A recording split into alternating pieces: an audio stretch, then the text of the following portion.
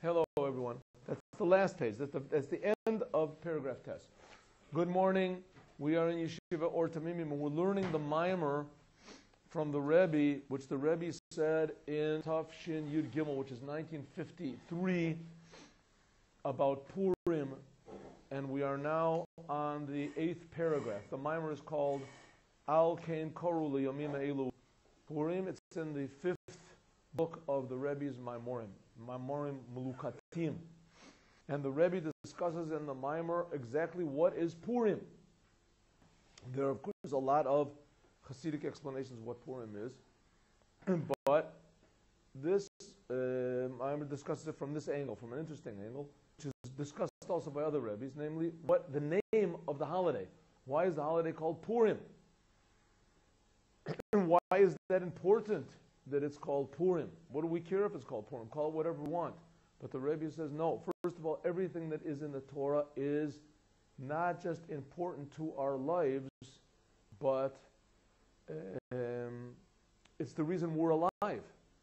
We are alive in order to fulfill the meaning and to reveal the meaning of the Torah, of the giver of the Torah in this world. In this world. So people will see that the same God who gave the Torah, same God who's creating them, and that, so let him create without a Torah.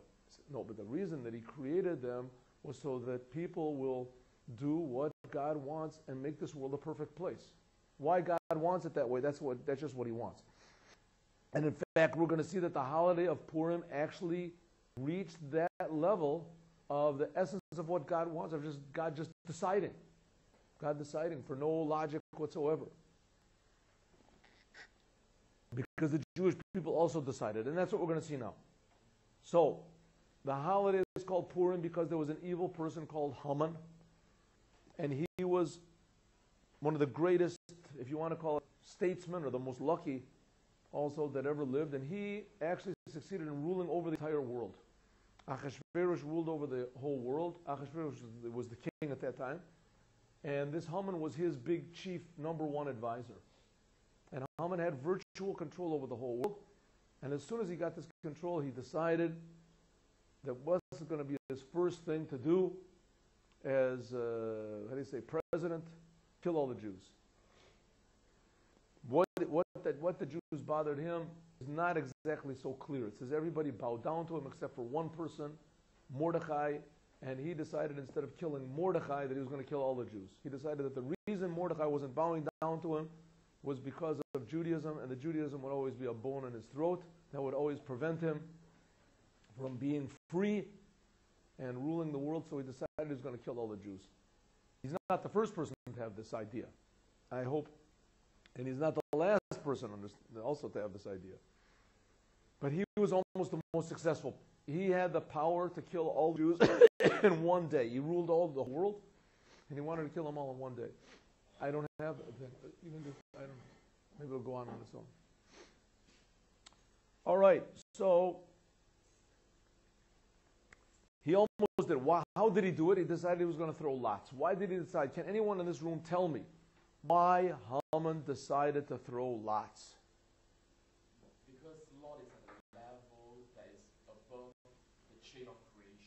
Right. Are you listening, rabbis? Are you listening? Everyone? At the level, the good and evil are equal. That's right. Lots are a level which is above the chain of creation, where good and evil are equal. Very good. They are totally equal. And the Rebbe explains it a little bit, that there's a level called the level to which Achashverosh reached. Because you have to remember, Achashverosh was created by God. What level of God is creating Achashverosh? Right? God creates everything. What level of God creates Achashverosh? A level which is also above the whole order of creation. But, says the Rebbe, it's a level which is above the whole creation, but it's a level that recognizes that there are different levels of creation. In other words, it's above everything, but it recognizes that there are differences. Haman wanted to get even above that. He wanted to get to a level of godliness where there are no differences. Not just that there are differences, but God doesn't care. Where there simply are no differences whatsoever. Bad, good, sins, mitzvahs, life, death, everything is the same. That's what Haman wanted to get to. And he did. He threw lots, which lots are a level, can reach a level of reality, of life, where everything is totally equal. There's no difference between bad, good, whatever. Everything is exactly the same. And that's it. If you read some of the things Yamach Shamo that Hitler wrote, and it wasn't far away from what like Nietzsche wrote, and it wasn't far away from what Spinoza wrote. Spinoza was one of the big beginners of this. That's basically what they were talking about. That's why Spinoza is called such a, he's called a heretic or whatever it is, because he said that there's basically no difference between good and bad. There's no real, decision of what bad and good is. And the ones who really specialized in this were the French philosophers. There was no bad and there's no good, and they had their ways of figuring out, how you should determine what is good and why you shouldn't kill people or what. But basically, that's what they came out to. They came out to this idea that there really is no such thing as absolute good or absolute bad, and conscience is just a, what? The government. The government will decide. Yeah, that's right. Different governments have different ideas, and everybody just decides, what people just feel, however you happen to, however, evolution created you, that you have a certain disposition to do this thing, then, essentially Hitler was no more wrong or right than, than Winston Churchill or somebody. They're just fighting. They're just guys have different ideas, right? Different ideas, different ways of living, life. Not the idea of right or wrong. It's just the idea that, I want to have pleasure and don't stop me. Who's going to, and Hitler and those people say, we also want to have pleasure. Our pleasure is to kill people and to rule over the world. Right? So the French said, okay, but our pleasure is that we don't want to rule over the world. So let's make a war. So they made a war. Of course, the French lost. French always lost. Huh?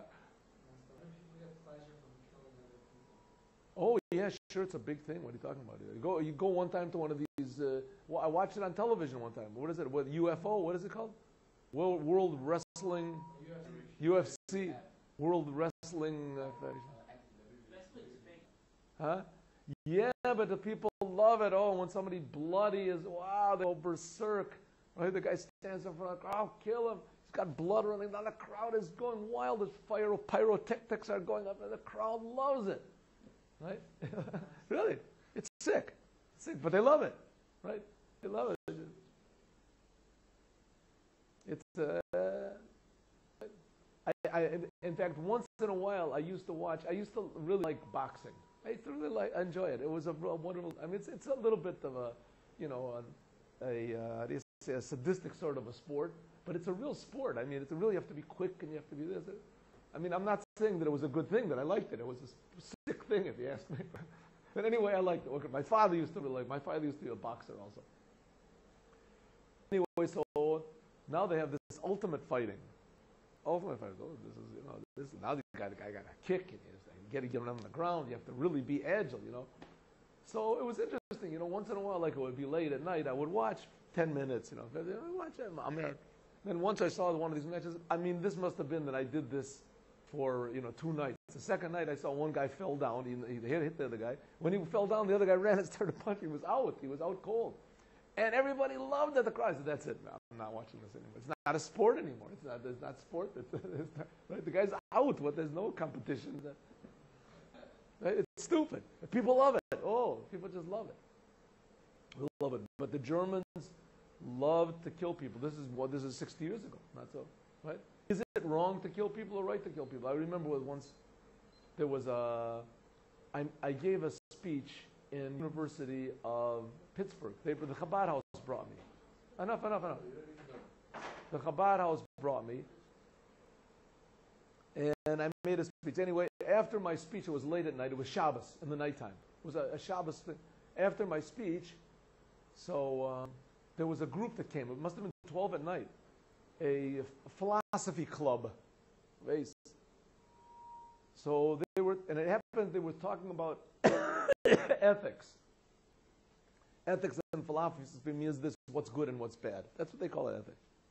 What's good and what's bad. Is there such a thing as good or is there such a thing as bad? So I asked them if I could sit in. They said, yeah. I asked them if I could talk for 3 minutes. So they looked at each other. I said, listen, only 3 minutes. So I said, I want someone here to explain to me, if there is no absolute good and bad, then what's wrong with killing people? So they all looked at it. So I said, well, what is wrong with killing people? So what do you mean is wrong? You kill a person, you stop his life. What's wrong? I said, no, how can it be that that's wrong to stop a person? When you stop a person's life, there's no him anymore. Maybe I can understand if you steal a watch from somebody. So there's the person, and he's missing his life. He's missing his watch. But if you take a person's life, you're not taking anything from the person. There's no person. The person doesn't exist. So you're not hurting the person. There is no person. Right? He's going to die anyway. What then? He said, well, what about his family? I mean, his family will suffer. So just kill his family also. What's the problem? Just kill them all. That's what Hitler did. Just killed everybody. What's wrong? They're going to die anyway. Nobody's suffering. They just died, right? They died. That they suffered for a while, good. He could have killed them more quickly. Right? But essentially, what's wrong with killing? The only thing wrong is pain, so do it without pain. What's up? They couldn't answer. They couldn't answer. So that's basically where Haman was coming from. Haman basically was coming from this level of, listen, maybe there's no such thing as good or bad. Who says there is such thing as good or bad? So you say, no, there's the Torah. The Torah says what's good or bad. As the Rebbe says that lots reaches above the Torah. How can you see this? Because a Jew can do sins, and he can go against God totally, and when Yom Kippur comes, he gets forgiven. So we see there's a level which is above Torah mitzvahs, and that's why on Yom Kippur they threw lots. When did they throw lots on Yom Kippur? For the goats, 2 goats. And also that's what Haman wanted to do. Haman wanted to get to this level which was totally above good or bad, or above even absolute good or bad, above even the Torah, above even mitzvahs. Comes from the essence of God. No, there's something higher. And he did, and he won. Says what Haman didn't know is that there's something higher than this level that he got to. What was that? Who remembers?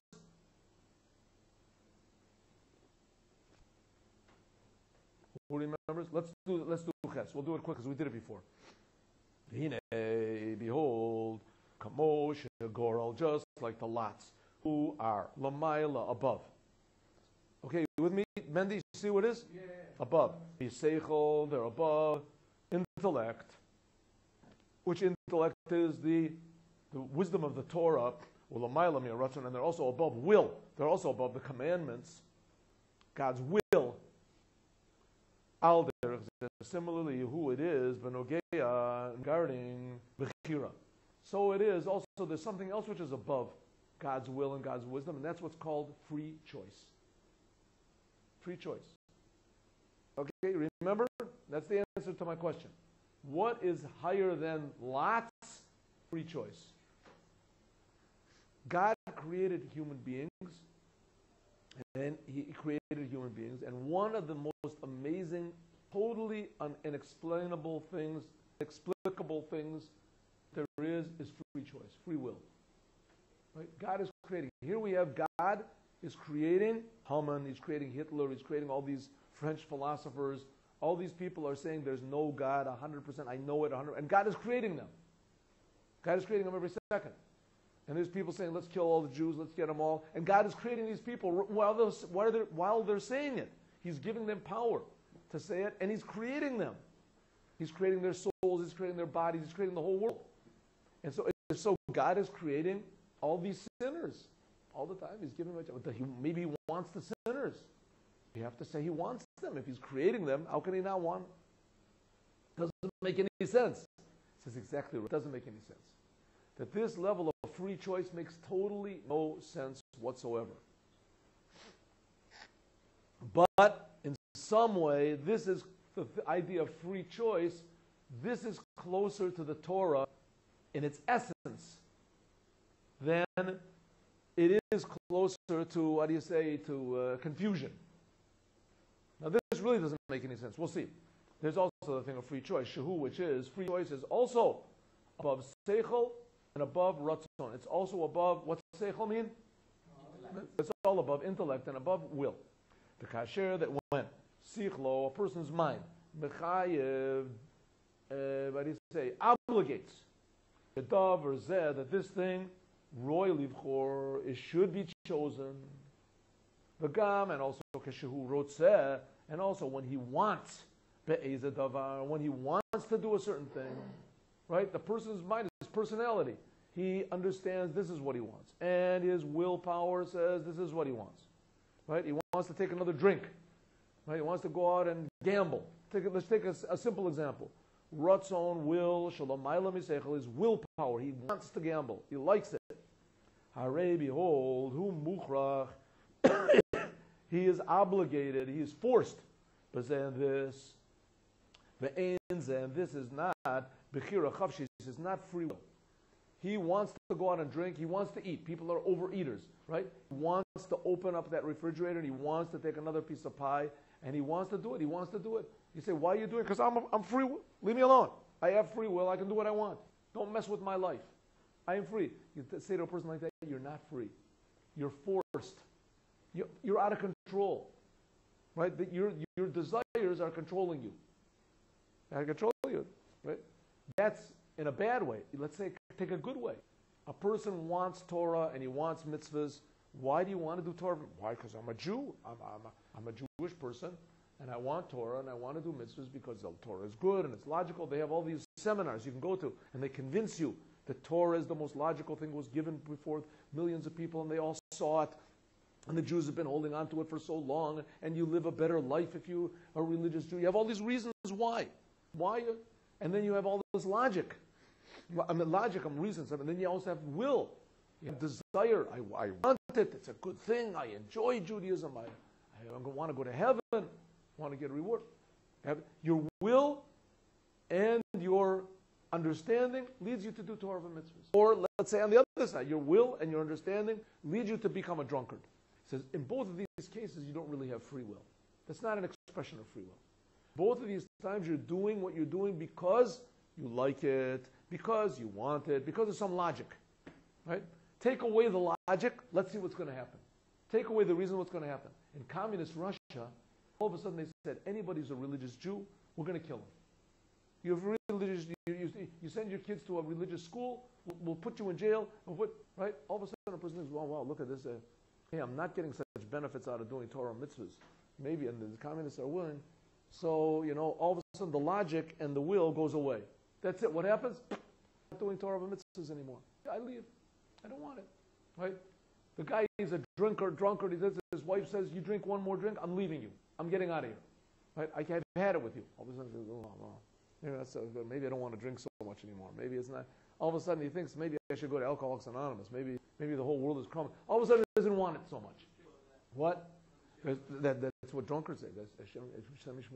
The drunkards, people who are alcoholics, they find any reason in the world to make them a drink. They feel good. They feel bad. They feel they got a job to do. They don't have a job to do. Whatever it is, they find it. It's a terrible thing. Says the Rebbe. So we see the free choice, that free choice let's see. Anytime a person makes a choice because of some sort of a reason, it's not called free choice.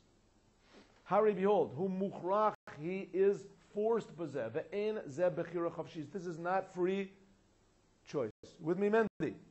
Be with us. Come on, be with us. First word in line is who? Come on. You see? Point to it. You have it?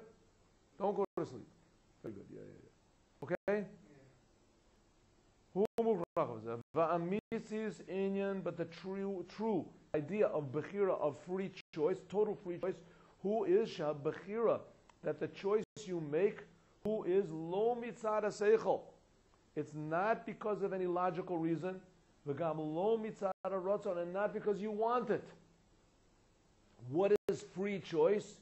Ela bat shakach bocher. This is what you choose, bechira toa chavshit, with free will. Can there be such a thing? In this world, we don't see it. Very rare. See, a person just chooses something because he just chooses it. A person chooses something because he wants it. There's logic behind it. He gets something out of it. There's a reason for it. He's bored. It's something, right? Something, he wants some action. There's always a reason. How can we find an example of choosing something, free choice, that there's no difference to you whatsoever? Is there such a thing? We'll see. The difference between gorel, between throwing lots, or bechira, and just choosing something. How do you want to call it? Arbitrarily, if you want to call it. Who is the kasha adam, the person? O say gorel, when a person throws lots. Since he flips a coin. When he flips a coin, Machlin and decides. The kamoshi poll that however comes out. Hagorol, this lot, the coin. Come on, Mendy, be with us. Don't go to sleep. Mendy, yeah. Come on. No, raise up your head. Take the hood off your head. Take off the head. Come on. Seriously. Okay. You already came this far. The difference between gorol and bechira, the difference between throwing lots and free choice is a person will say gorol when he makes a lot, umachlit, and decides. The kamoshi pola gorol that however falls this lot. So will be his will. Okay, we're on the next page. You have it? Haratzon shalo, his will, hu lo mitzad adam. It's not because of the person, but it's because of what? The coin. Elami peneshe kain no fala gorol, but this is how the coin came out. The lots came out. Oh, bechira, but if a person has free will, what are we saying? They awaken some part of himself. Sha'adam, that the person who habucher, it's totally not forced by any outside influences. A person wakes up his power of free choice. Mizeh movement. So from this we can understand the bechira, the free choice, hilamayla migoral is above lots. Now what are we talking about free choice here? When did the Jews make a free choice? Mendi pair. No. When did they make a free choice? What type of free choice did they make? We will do and we will hear.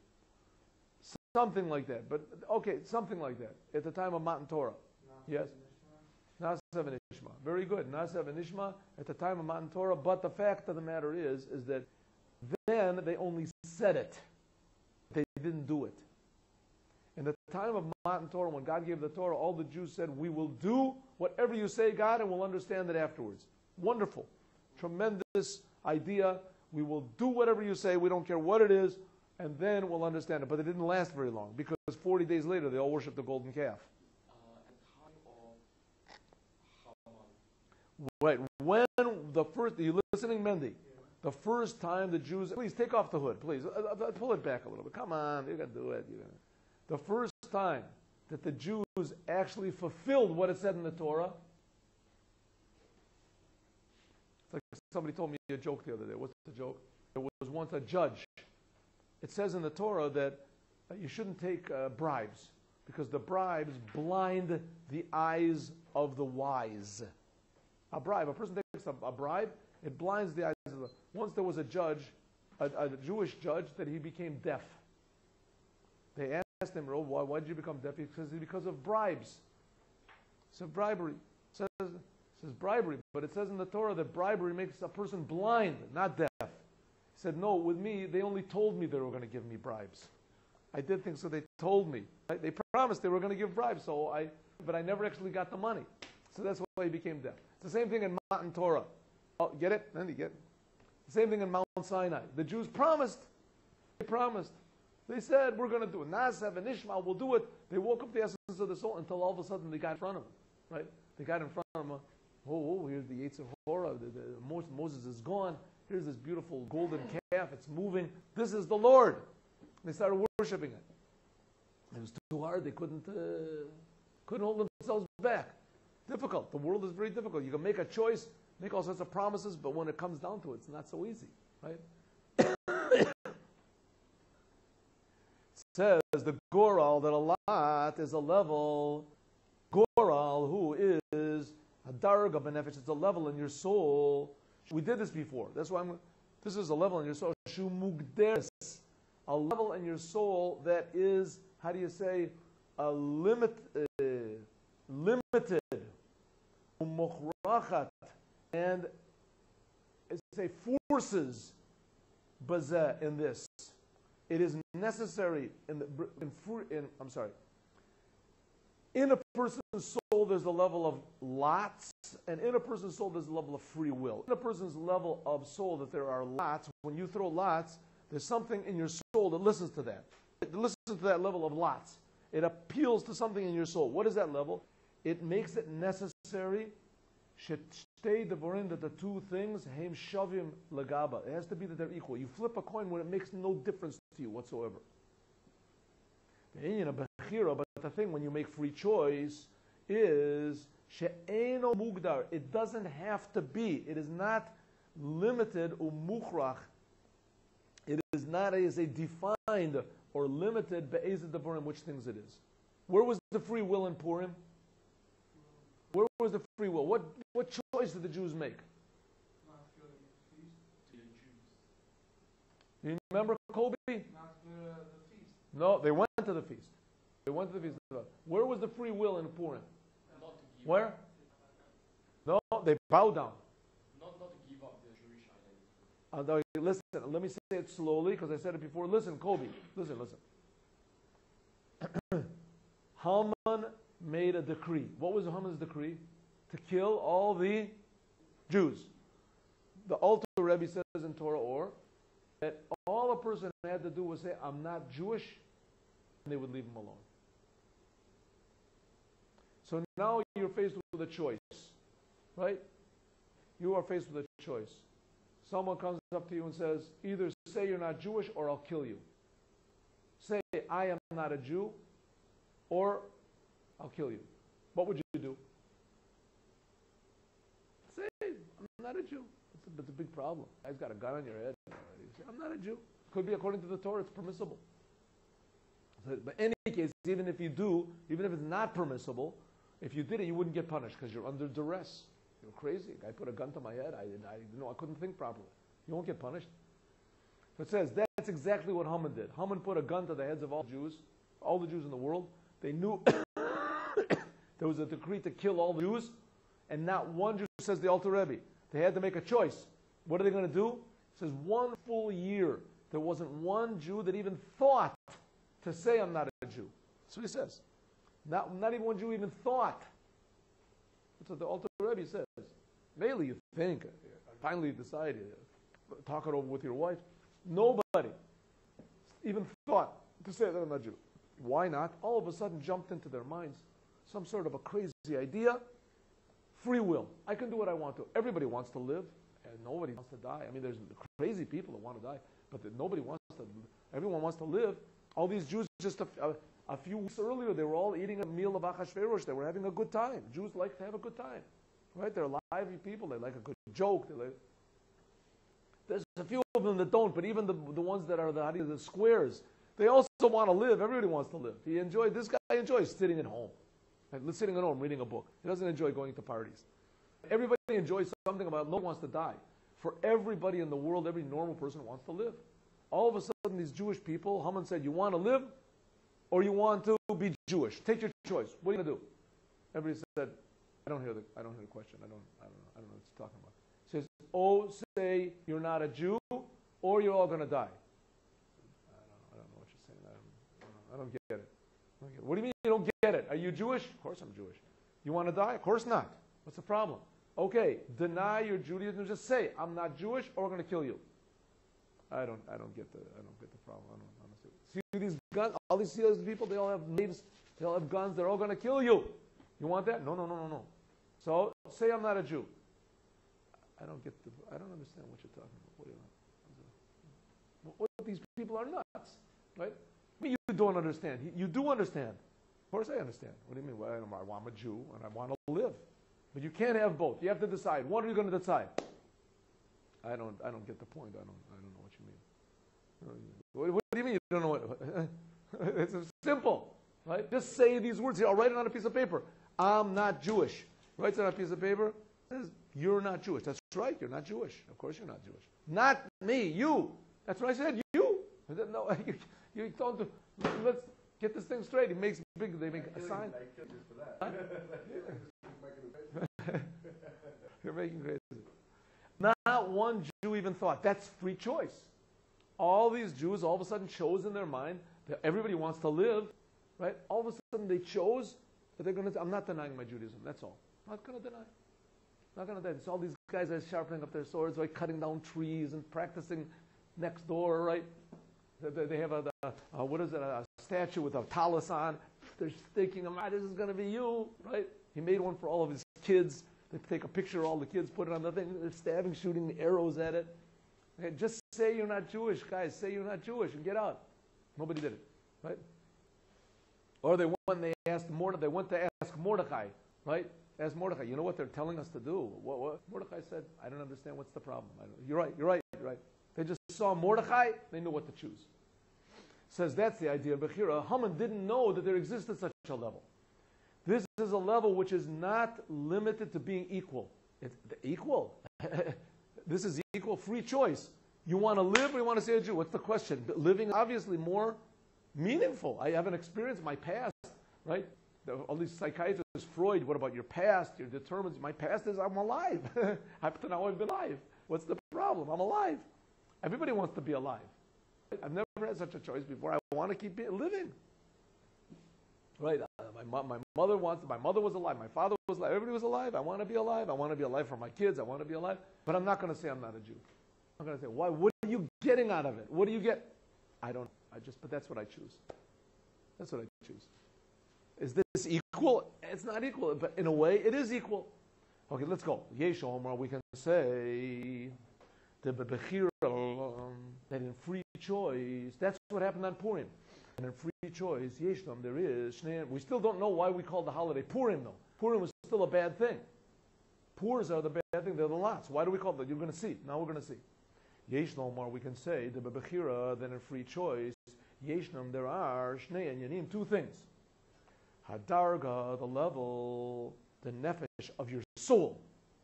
Shilamayla, which is above seichel, it's above any intelligence. Shilagaba, that in it is free choice. There's a level of your soul of free choice which is above any logic. Shilagaba, that regarding to it, Shnei Devorim, two things, Haim, Beshava, they're equal. Which that's the level of Goral. There's one level of free choice which is equal to the level of Goral. I'll go a little slower.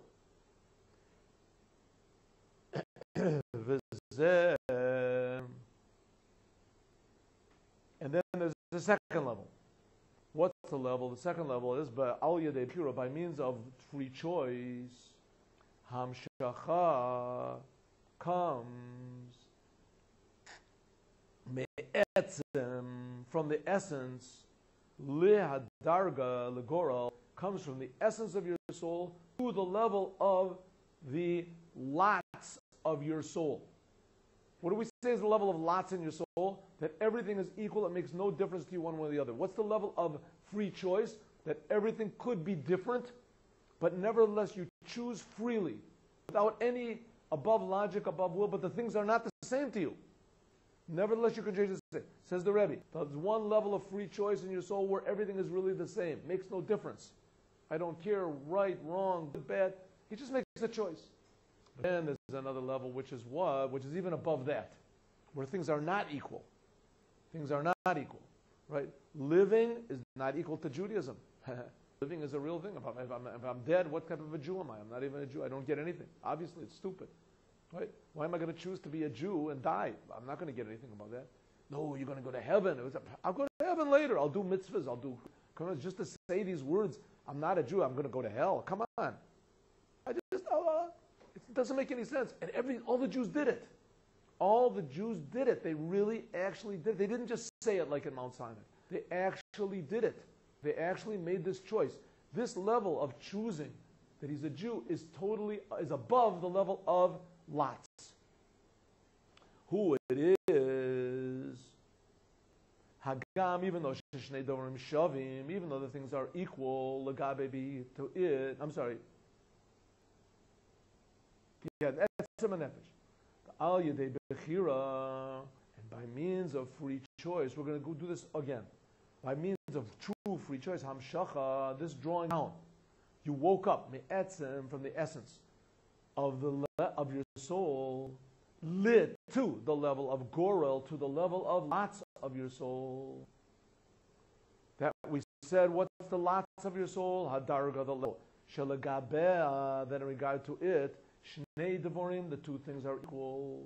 So what happens when you draw from the essence of your soul to the level of the goral of your soul?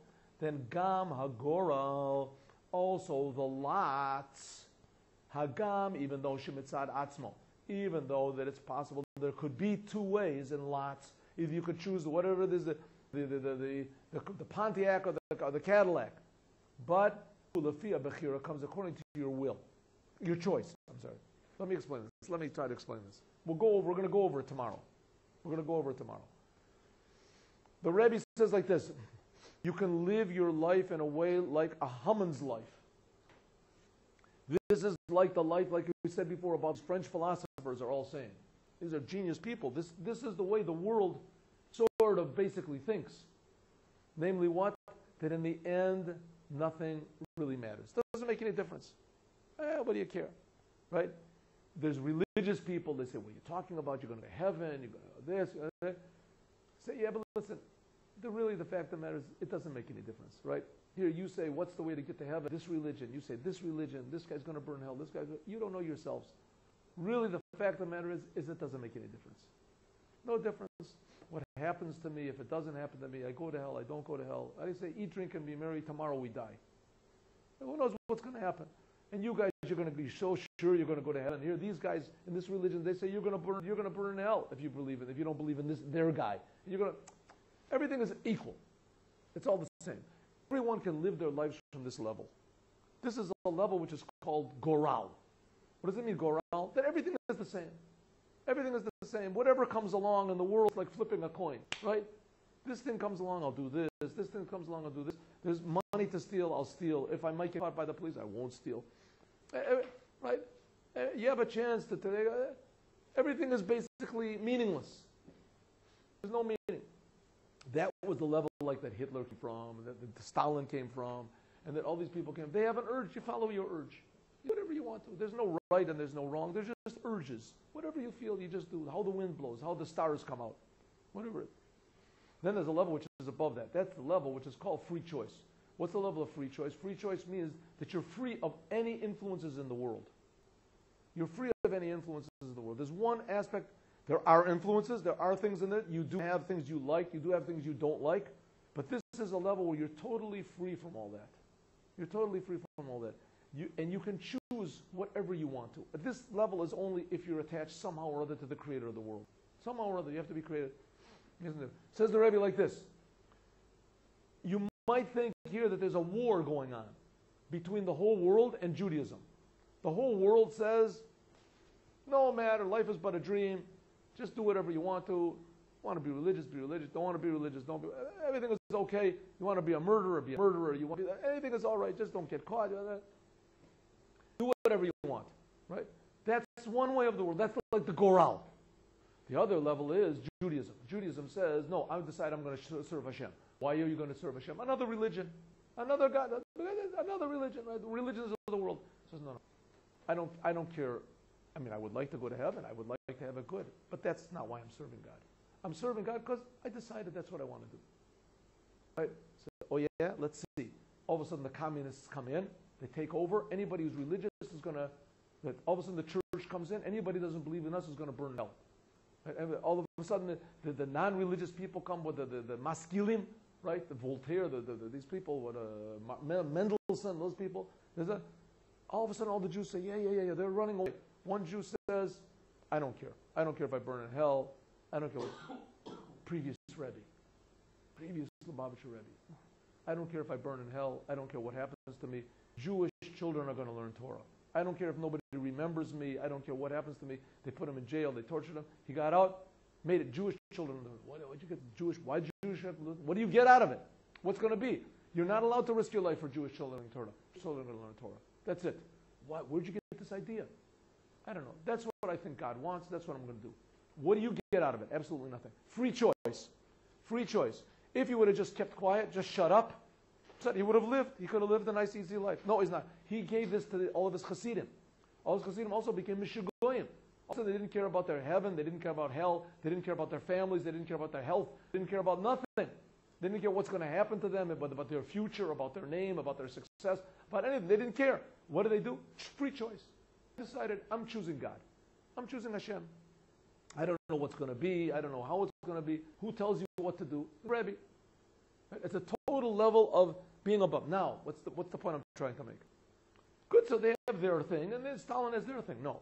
When a Jew makes free choice, this is what the Rebbe wants to say. When a Jew makes free choice, as he transforms even this level of goral to go up to the level of free choice. In other words, even the level of goral comes out the way that he wants. That's the whole thing of Purim. The whole thing of Purim is that Haman had the surefire way to destroy the Jews. No way he was going to lose.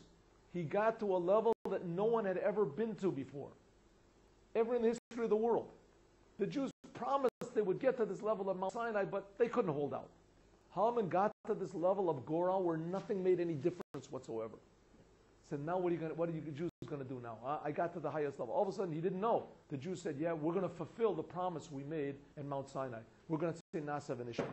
We're going to do what God wants, and we don't care what's going to happen to us. It makes no difference to us what happens. If we die, if we live, no difference. What happened? The Goral transformed. Even this level of Haman, it transformed.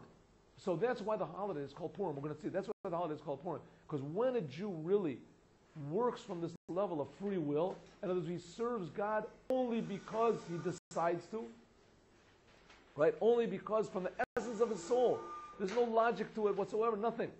He just does it because that comes from the essence of his soul. I'm serving God. I don't care what happens to me. I don't care what. It says when that happens, is even this level of Goral, even the poor transforms. Even that transforms to be good. So that's why the holiday is called Purim, because even the poor, even the meaninglessness of the world, that transforms. And that's why the Rebbe made a big sikha about how can you tell that this generation is the generation of Mashiach? Because even in France, people are doing tshuva. Rebbe had a big thing. Because France was that was the how do you say, the bastion, that was the fortress of meaninglessness in the world. That was the place where they spread out these ideas of there's no world, what's his name, Sartre and Camus and all these guys, that there's no meaning in the world, existentialism, just do what you want, right? That was the place. When people in France, they decide, so I speak to sometimes Jews that come from France, it's shocking sometimes. Jews that come from France. Sometimes it's shocking to talk to them. The guy knows he doesn't like Judaism, he hates Judaism, it's stupid, godliness is awful, he's fire against.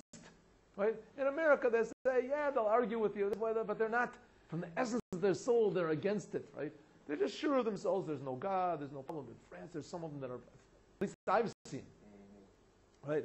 They got this idea of the French way, and the French, there's no meaning, and you just live your life and don't think about tomorrow, it's no big deal, except as far as a normal person, think they want a house, you want that. Now it's transforming, the whole world is transforming. That's what the Rebbe said, even France is transforming, and that's what started from Purim. From Purim, the whole entire thing started to transform, turn around, so that even Haman, the people were after Haman, all of a sudden it says, Rabim Amioretz Mizyahadim. They all of a sudden wanted to convert. All of a sudden the Goyim wanted to convert. And so they wanted to kill their next door neighbor. All of a sudden they want to be like him, next door neighbor. So even the poor transforms, which God willing we will learn tomorrow.